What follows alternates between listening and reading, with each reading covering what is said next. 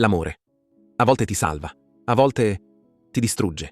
Dipende da chi lasci entrare e da quanto sei disposto a perdere per non restare solo.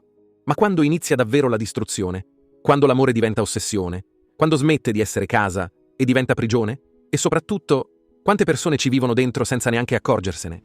Clara aveva 28 anni, psicologa, empatica, aveva scelto di curare il dolore degli altri, ma non sapeva ancora quanto sarebbe diventata cieca davanti al suo. Marco era bello, carismatico, ironico, uno che ti fa ridere anche quando dovresti piangere. Ma l'ironia è anche un'arma, e certi sorrisi servono a coprire il veleno. Messaggi, cuoricini, promesse. All'inizio era tutto perfetto, messaggi ogni ora, appuntamenti improvvisati, regali costosi, fiori, anche senza motivo, o forse con un motivo, il controllo. Questa è la storia di Clara, una donna forte, che si è dimenticata di esserlo. Sai cos'è davvero l'amore? O stai solo chiamando passione, qualcosa che ti sta divorando? Un amore apparentemente normale, fino a quando non ha cominciato a farle paura. Minacce, parole velenose, messaggi notturni, controllo, ossessione. Ogni volta che lei provava a uscire con le amiche, lui la chiamava, la cercava, diceva «mi manchi». Era amore? O solo un'illusione costruita per legarla? Ma era davvero mancanza? O paura di perdere potere? Ma non era amore, era fame, possesso. Sarò l'unico uomo. Una frase semplice, sussurrata al buio, con gli occhi gonfi, con la voce che trema, e tutto cambia. Perché l'amore, quando soffoca, non è amore, è prigione. È una promessa o un avvertimento, perché certe parole non consolano, spaventano, stringono la gola. Chi dice solo io vuole che nessun altro ci sia, vuole scegliere per te, possederti. Non è amore, è prigione, è buio, è l'inizio della fine. Arriva un attimo, silenzioso, lento, invisibile. Lo chiamano dubbio, ma è già una crepa. Ancora non sai il perché, non hai le prove, solo una sensazione. Un brivido, uno sguardo che sfugge, un messaggio nascosto. È cambiato lui? O sei tu, che stai finalmente vedendo? Perché non risponde come prima? Perché quel «ti amo» suona diverso? È solo stanchezza? O è la fine che sta bussando?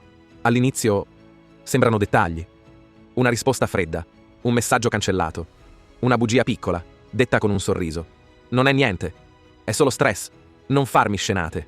Stasera torno tardi. Ma cosa succede? Quando cominci a dubitare e ti senti tu quella sbagliata? Anche se non hai fatto nulla? Quanti segnali ignoriamo per non rompere l'illusione? Quanti sguardi sfuggiti, cellulari girati, assenze inspiegabili, chiamano verità e noi rispondiamo con silenzio. Marco inizia a cambiare. Presente ma assente, affettuoso e poi freddo. Clara si adatta. Modifica i toni, giustifica ogni distanza. Ha avuto una giornata difficile. Sta solo passando un momento. Ma da quando l'amore va giustificato così tanto? Ma quanto devi amare per smettere di amare te stessa? Più passava il tempo, più la voce dentro di lei si faceva chiara. Ma fuori nessuno ascoltava. Inizia a pensare, forse sono io il problema. Piange, ma in silenzio. Davanti agli altri sorride. Come fanno tante, troppe. Gli amici, spariti, i genitori, preoccupati ma ignorati. Lui diceva, gli altri ti avvelenano la testa. E Clara taglia tutti, per restare con chi la stava spegnendo. Ma quanto amore serve per dimenticare chi eri? Ma il peggio doveva ancora arrivare. Una sera, una notifica sul suo telefono, nome di donna. Lui dorme, lei guarda. Una foto. Lui, con un'altra, a letto. Lo stomaco si chiude, gli occhi si riempiono, ma non urla, non piange. Il dolore è troppo. E quando il dolore è troppo, diventa silenzio. Notte, ore 2:48. Clara è sveglia, occhi rossi, messaggi che non smettono di arrivare. E allora chiediamoci, quanti altri messaggi così stanno viaggiando nella notte? Quante Clara stanno piangendo, con il telefono tra le mani? Quante ragazze, quante amanti silenziose, stanno ricevendo messaggi segreti, mentre il resto del mondo dorme? E quante sanno già di essere solo un gioco, ma fingono di crederci, per non sentirsi sole? Lei chiede. Lui si arrabbia. Non farmi scenate. Non cominciare. Sei malata di gelosia. E lei chiede scusa.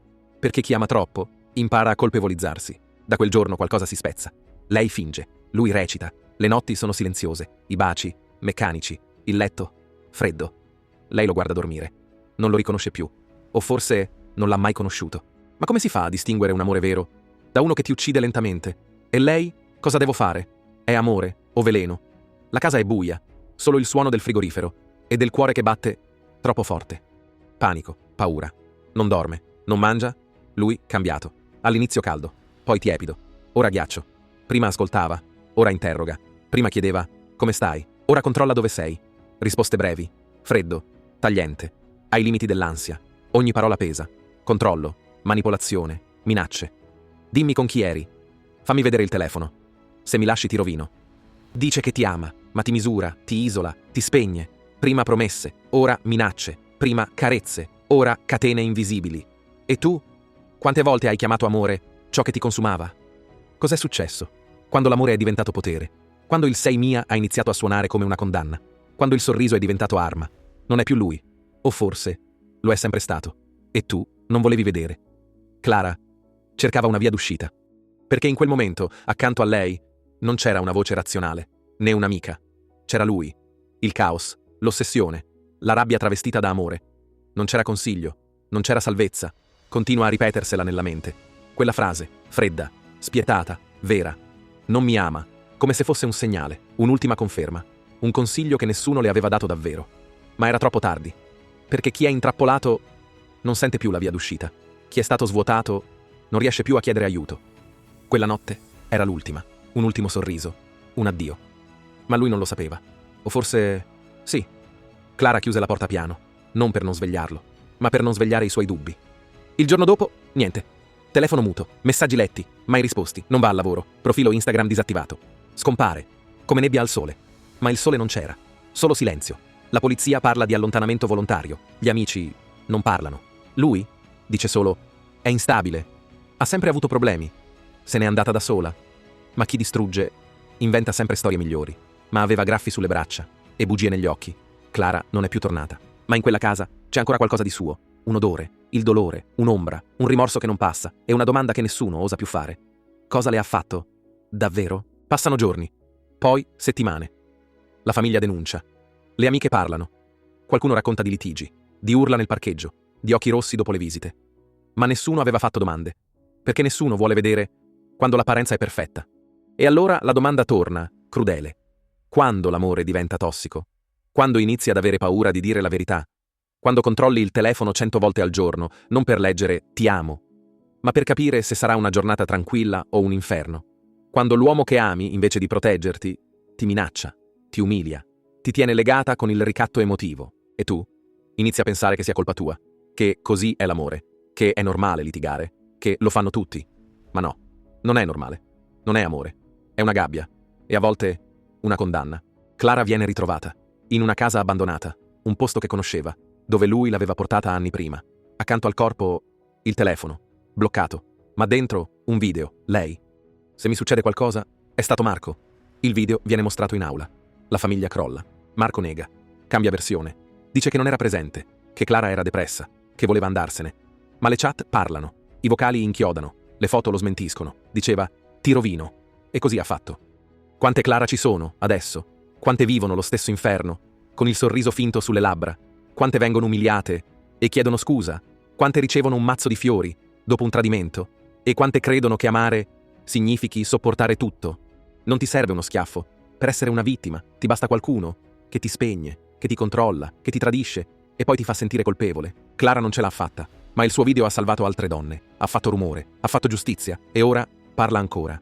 In ogni messaggio ignorato, in ogni silenzio carico di paura, in ogni sto bene, detto con gli occhi bassi. Se stai vivendo qualcosa di simile, non aspettare di scomparire. Non restare in silenzio. Parla, scrivi, fuggi. Perché l'amore vero non fa paura. E chi ti ama non ti spegne, non ti fa sentire sbagliata. E allora ti chiedo, a chi stai regalando il tuo cuore? A qualcuno che lo custodisce? O a qualcuno che ci gioca?